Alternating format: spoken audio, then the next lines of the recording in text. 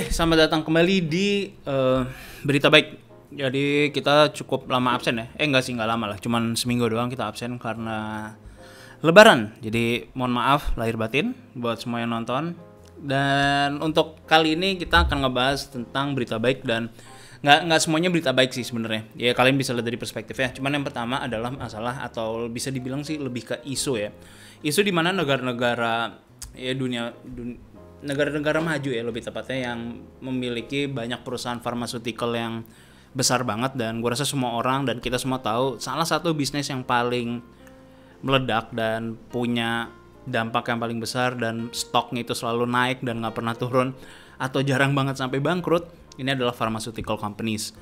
Nah, yang menurut gue jadi suatu masalah adalah pharmaceutical companies ini, terutama yang besar-besar, itu pada saat mereka merilis suatu obat, mereka ngasih ke negara-negara berkembang dan mereka melakukan uji cobanya di negara-negara tersebut seperti ada di Afrika dan banyak sebenarnya negara-negara di Afrika, terutama di daerah Afrika Selatan.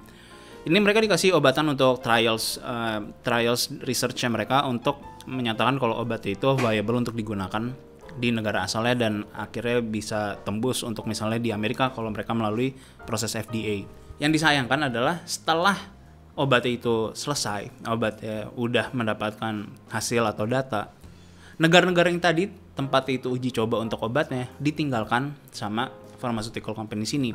Pada saat negaranya bilang mereka mau membelinya, kalau emang terbukti efektif, negara tersebut bilang kalau mereka harus ngejualnya dulu di negaranya mereka atau untuk negara lain. Ini yang menurut gue menjadi suatu isu dalam bioethics, dan gue rasa harus ada sedikit regulasi terutama dan ada perjanjian. Mungkin kalau di negara-negara yang misalnya punya korupsi yang cukup tinggi, mungkin ini hal seperti ini bisa dikorup dan mereka kerjasama dan obatnya langsung dibagikan kepada rakyatnya. Tapi menurut gue harus ada regulasi yang jelas dari segi ya dunia internasional, menurut gue dari misalnya dari UN atau segala macam yang punya badan khusus untuk mengawasi hal seperti ini supaya nggak terjadi. Nah, ini sekarang bisa dibilang kalau mulai ada atau mulai banyak orang yang menyatakan kalau policy seperti ini tuh harus dibentuk, dimana banyak di sini kasusnya adalah kalau kalian baca di Academic Times nanti ada di bawah, ini mayoritasnya itu adalah perusahaan-perusahaan farmaceutical besar dari Amerika. Jadi gue rasa untuk masalah ini supaya nggak terkesan lebih eksploitatif, dimana rakyatnya itu jadi bahan uji coba doang untuk suatu obat itu berhasil atau enggak, dan pada saat berhasil ya mereka nggak memberikannya, tapi pada saat gagal ya mereka juga nggak mendapatkan apa-apa. Jadi gue rasa harus ada sesuatu atau ada keseimbangan di antara negara ini dan kerjasamanya. Jadi sebenarnya sih bukan kerjasama, harus ada kerjasama yang jelas sih antara dua negara ini, dan harus ada policy making yang jelas dan transparan untuk rakyatnya juga. Nah, gue harap ke depannya hal-hal seperti ini, seperti yang terjadi di Uganda, ini kalian juga bisa lihat nanti di situ di beritanya. Ini adalah suatu isu yang menurut gue benar-benar terikat banget ya. Tadi gue bilang masalah di bioethics, di mana harus ada etika yang jelas, terutama dalam kita ngejual suatu obat yang sebenarnya dibutuhin oleh orang banyak. Dan pada saat obat itu misalnya di ramp up harganya karena misalnya masalah keterbatasan dan segala macam, menurut gue itu udah nggak etis lagi. Atau misalnya suatu obat yang di negara lain itu lebih murah tapi di negara tersebut dijualnya lebih mahal. Jadi untuk mendapatkan keuntungan berdasarkan penyakit menurut gua sangat-sangat nggak etis. Cuman ya balik lagi, ini masalah corporations di mana ya semua harus mendapatkan keuntungan, dan itu yang mendorong perkembangan atau kemajuan suatu teknologi. Yang kedua, ini berita cukup menarik nih. Ini lagi-lagi kita ngebahas masalah overworking, dan gua rasa sih kayaknya dari berapa berita baik ini kebanyakan masalah jumlah waktu kerja ya yang jadi topik gua. Jadi di sini ini adalah hasil riset dari WHO dan ILO. Di sini mereka menyatakan kalau pekerjaan dengan waktu yang lama itu meningkatkan atau punya suatu link terhadap stroke dan penyakit jantung. Nah, di sini para researchers itu di tahun 2016 mereka menyatakan kalau ada 398.000 orang yang meninggal karena stroke dan 347 mengidap penyakit jantung, dan rata-rata dari orang-orang ini bekerja dalam seminggu itu 55 jam. Oke, jadi ini pertama kita harus lihat dulu seluruh datanya, karena jadi dari data yang di sini mereka bilang kalau kenaikannya itu orang-orang yang sakit jantung maupun yang stroke itu kenaikannya sampai 30% dari tahun 2000. Jadi 30% ini bukan angka yang kecil ya, angka 30% itu angka yang sangat-sangat besar. Sebenarnya hal ini juga sama yang terjadi dengan orang-orang yang mengalami gagal ginjal. Kalau kalian lihat jumlah orang yang gagal ginjal itu tiap tahunnya semakin meningkat. Jadi kalau kita lihat rasionya dibandingkan dengan jumlah populasi yang meningkat juga, angkanya tetap meningkat.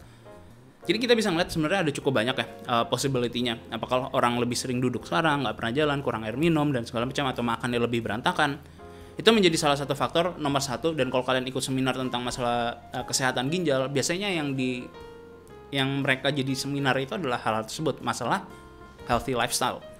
Nah, yang gue pengen bahas di sini adalah kalian juga tetap harus ingat namanya suatu studi causation, atau ya kita nggak bisa bilang ini adalah suatu causation atau bukan, atau penyebab, karena kita cuma bisa lihat ini adalah suatu korelasi.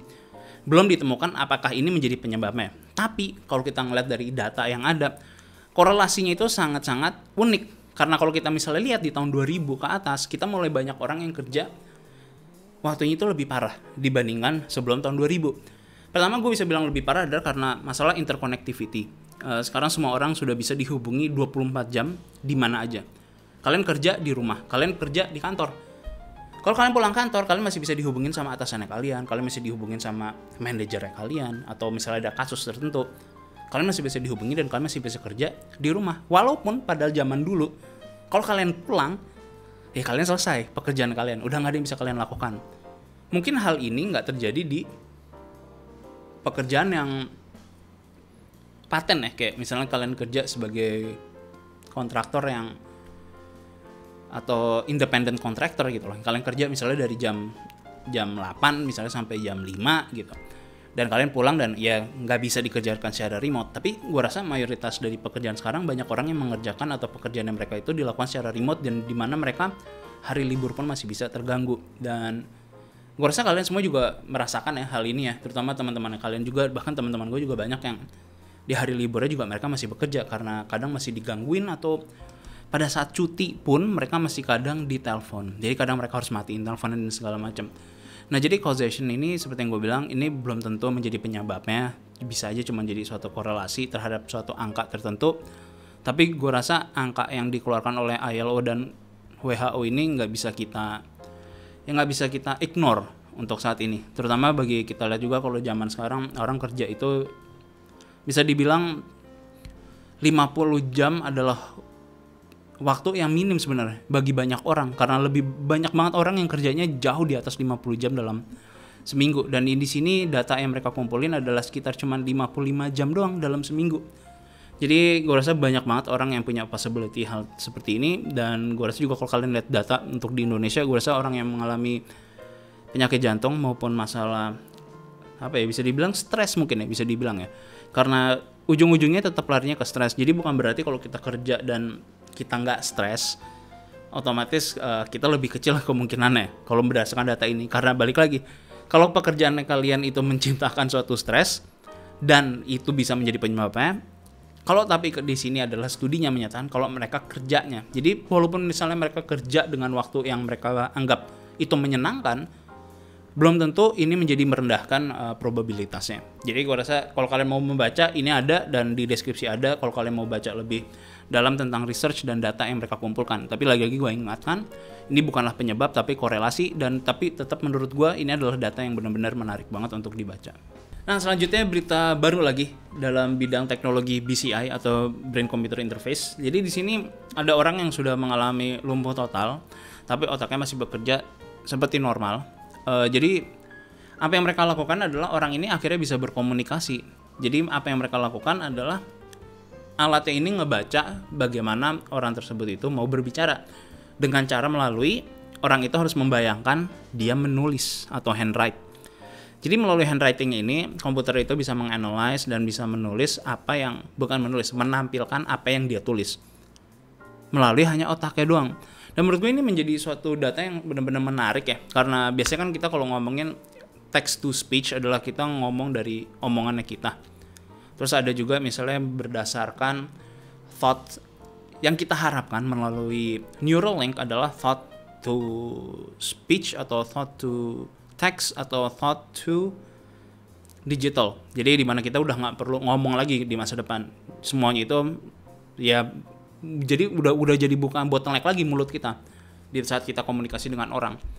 Tapi apa yang dilakukan oleh teknologi ini adalah yang benar-benar menarik adalah mereka bisa mencapai 95% akurasi dari orang tersebut. Yang menurut gue benar-benar menarik banget adalah ini buat orang-orang yang misalnya mengalami stroke dan seluruh tubuhnya, dia masih bisa berkomunikasi dengan orang. Mereka bisa bicara, mereka bisa bahkan bisa melakukan suatu pekerjaan. Pekerjaan apa contohnya? Misalnya buat mereka yang ya misalnya mereka programmer deh. Mereka masih bisa ngetik, mereka masih bisa coding tanpa menggunakan badannya, hanya otaknya doang, dan mereka masih bisa coding. Dan menurut gue ini benar-benar menarik banget ya. Dan kita juga harus lihat kalau buat orang lumpuh doang kan berarti buruk gitu loh.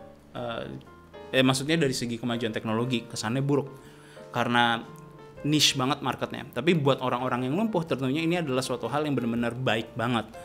Dan tentunya buat orang keluarga yang keluarganya juga, biar mereka bisa berkomunikasi dengan ya anggota keluarganya kesayangannya mereka.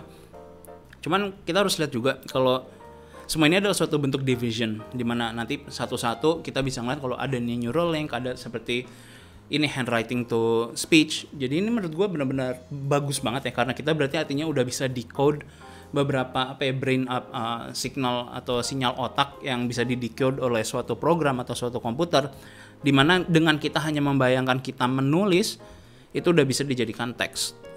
Dan ini adalah suatu hal yang benar-benar menarik banget, ditambah lagi dimana kalau kita misalnya mengetik sendiri aja bisa lebih lama buat orang yang lumpuh misalnya, seperti kayak kalau Stephen Hawking gitu misalnya, orang ini bisa ngetik 70-90 words per minute.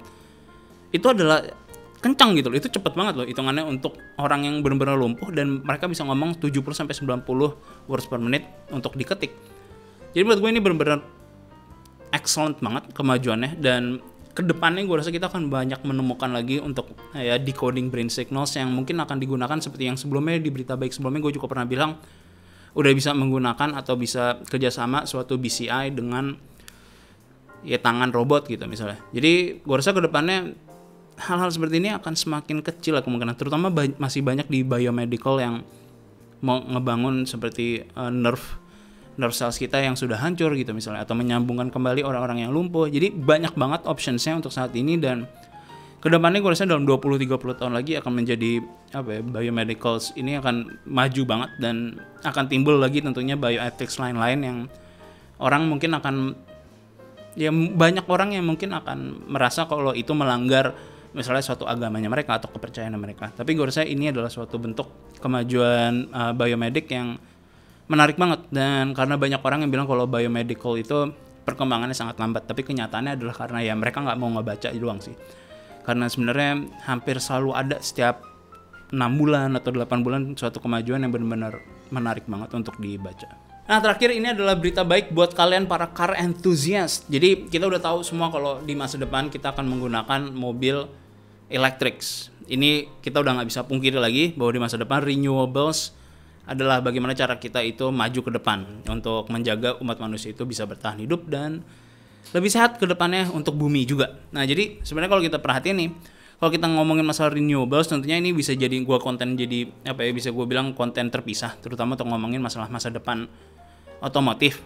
Karena kalau kita lihat tentunya di beberapa negara electricity atau electric cars itu bukan 100% pollution free. Karena kita harus lihat sumber electricity-nya itu dari mana. Sumber listrik yang Indonesia misalnya dari mana. Kalau misalnya sumber nomor satunya adalah dari batu bara, tentunya itu nggak baik gitu loh. Terus kita juga bisa kalau penambangan untuk baterai itu juga untuk saat ini masih belum mencapai 100% safety atau 100% pollution free dibandingkan misalnya dengan internal combustion engine. Tapi grafiknya itu akan makin naik. Jadi efisiensinya akan makin naik untuk penggunaan atau untuk memproduksi suatu baterai. Nah sekarang kalau kita perhatiin, yang kita lihat, yang kita kurangi adalah getaran sama suara untuk electricity car. Nah yang gue rasa adalah para enthusiast atau para pencipta mobil, gue rasa nggak pengen dua hal itu. Karena kalau gue pribadi, gue dulu emang gue suka otomotif, gue suka mobil segala macam, gue suka ngoprek dan segala macam. Cuman gue udah di tahap dimana gue udah nggak peduli masalah suara, gue nggak peduli masalah getaran. Gue tetap pengen, tapi bukan jadi suatu keinginan. Nah, di sini Toyota itu berhasil ngebangun suatu internal combustion engine yang menggunakan hidrogen. Memang jumlah hidrogennya nggak banyak, tapi untuk bagian suara sama banget. Atau kalian bisa dengerin sekarang.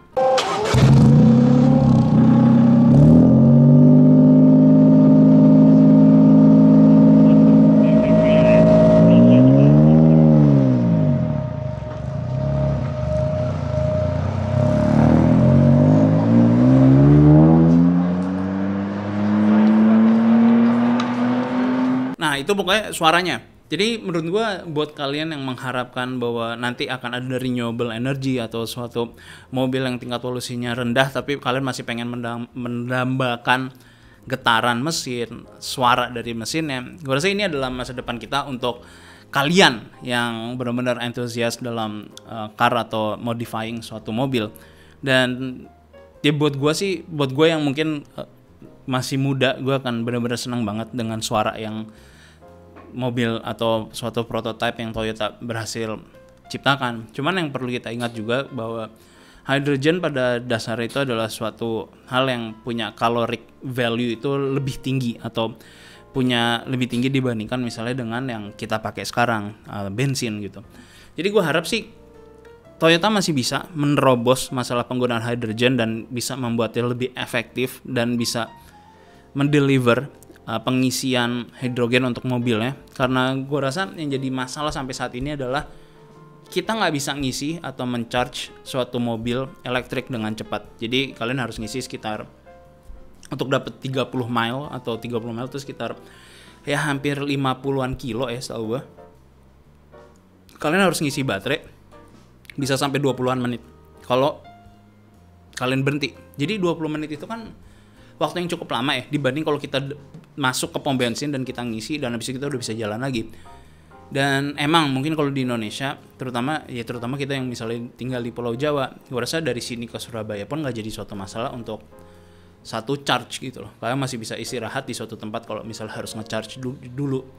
Dan kalau misalnya kalian pergi misalnya kayak cuman ke Purwakarta, misalnya ke Bandung, ke Jogja, itu satu charge aja udah cukup gitu loh, 600 kilo. Dan kalau udah sampai kotanya kalian tinggal charge doang.